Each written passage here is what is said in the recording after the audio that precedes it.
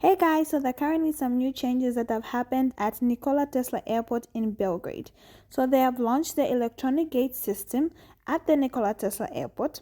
So this is basically a system designed to reduce passport control times to a maximum of 12 to 15 seconds. So which is really good, I feel. So what is electronic gate e-gate system, if you may ask? Automated border control systems, or e-gates as we like to call them because it's shorter, are automated self-service barriers which use data stored in a chip in a biometric passport, along with a photo of fingerprint taken at the time of entering the e-gate to verify the passport holder's identity. All e-gate systems require the use of an e-passport that is machine-readable or an identity card. Some countries permit only specific nationalities to use automated border crossings, e.g. EU, EEA, Swiss, or citizens of Australia, Canada, and what have you. Now back to Nikola Tesla Airport. The passenger completes the process independently by placing their biometric passport in the reader. The system verifies whether the passport is valid, and at the next gate, it checks for any potential issues with passage or within 12 to 15 seconds. Great. Although only Serbian citizens of legal age who cross the state border with a passport will be able to use this system, with the tendency that in the following period it will also apply to passports of foreign countries. So keep you updated on that. Just in the last year, Belgrade Nikola Tesla handled almost 8 million passengers in 2023, representing an increase of 41.6% on the year before and an improvement of 29% on its previous best result achievement in 2019. If you ask me, that's a pretty good deal, and that is why introducing these e-gates is such a good idea, because why? It will make passport control faster. Other countries that use the e-gate system include Australia.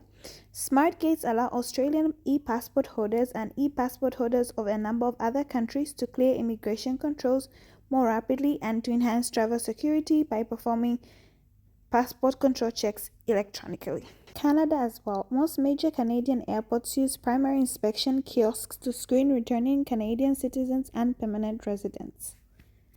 Japan also having this system at Terminal 1 and 2 of Narita Airport, Haneda Airport, Kansai Airport, among a few.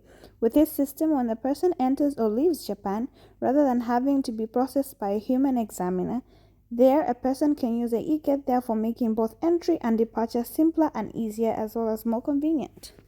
E-gates were first introduced in Turkey at Serbia Airport in May 2019, quickly followed by the newly opened Istanbul Airport in June 2019. Citizens of Turkey and Azerbaijan with a valid and chipped biometric passport can use this system. It requires passengers to scan their passports and fingerprints, as well as using a facial recognition system by taking a live photograph of the passenger. Now back to Serbia, the country that I call home. Now, this is a big announcement that I think most residents will like, because, who doesn't like something free? So basically, Belgrade to make public transport free from January 1st, 2025.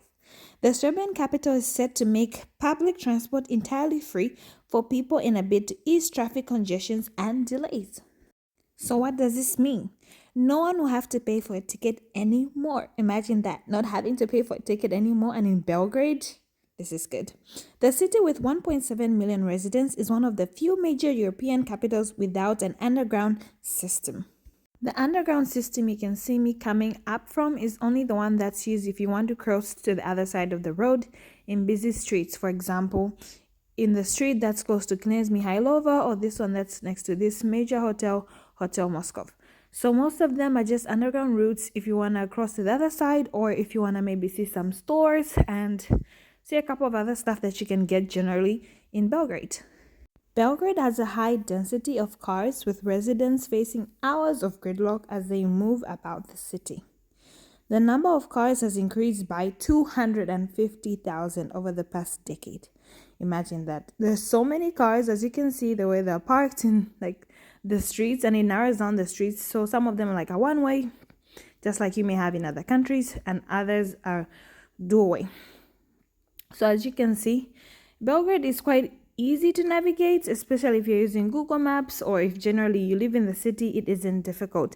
But there's sometimes when you're making a turn in the road and you're like, should I be going there? But actually, it is correct. Authorities have promised a metro system by 2030. The plan has faced many delays that have stalled the project so far. It has also been said that there's a plan to replace the city's fleet of buses, trams, and trolley buses by 2027, which honestly isn't too far from now considering that next year is 2025, so we'll stay glued on that. The Belgrade tram system has existed since 1892, pretty long time if you ask me, and has a total length of 127 kilometers twisted around the city, making it one of the longest networks in Europe. Prior to the free transportation being introduced next year, 2025, I remember the times I would be in Belgrade, there were two systems before.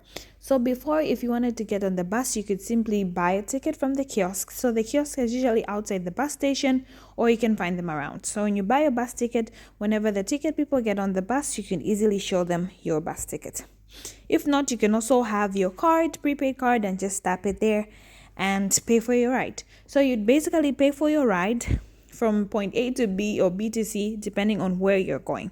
But then after, they then introduced a system where you'd have to pay 200 dinars, and then that way you'd have the bus basically for the whole day. So 200 dinars, and you'd be able to travel to point A to B, B to C, just like that, for only 200 dinars. So I think them seeing that this system didn't quite maybe work so well and didn't ease congestion, I feel them bringing about this system for free transportation would be really good next year, because a lot of people hence who maybe even be thinking, why should I take my car when I could just simply take the bus and get to where I'm going. I mean, let's not forget the traffic in Belgrade in the peak hours, be it in the morning times when you're about to go to work, lunch hour, but I think this is still a good way and would definitely ease congestion.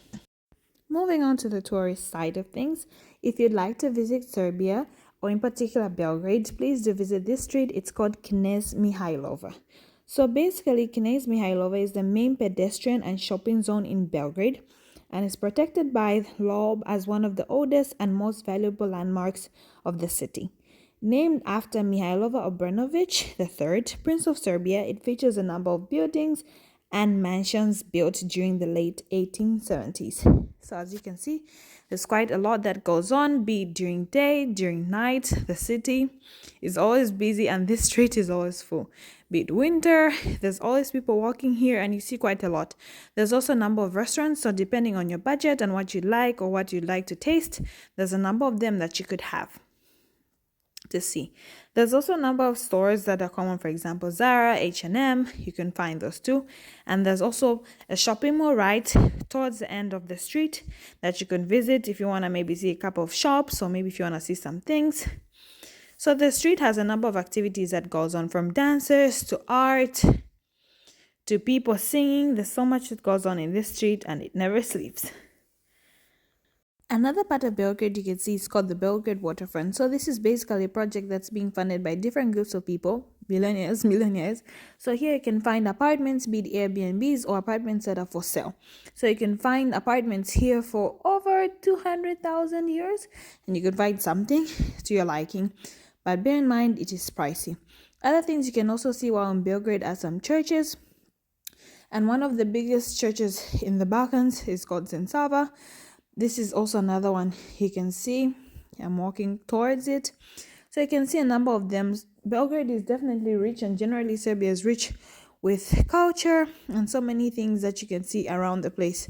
The architecture is very different. That gives it that European vibe, which I definitely really like and makes it unique. So there's a balance of the waterfront and then there's the authentic European vibe. If you're a foodie like me and enjoy having good food, there's definitely a number of restaurants that you can visit while in Belgrade that's authentic Serbian food. For example, sarma is Serbian food, punjena, paprika is chorba, so many things. So obviously restaurants differ with pricing, so you can go to a restaurant that obviously suits your budget, or if you want to go all out, you can also find different restaurants where you can have some food. So there's, like I said, there's a number of them also in Knez Mihailova. So if you don't want to go far and if you're tired of walking, you can always find quite a number of them there. And then this particular restaurant we went to is called Boutique. It's in Knez Mihailova.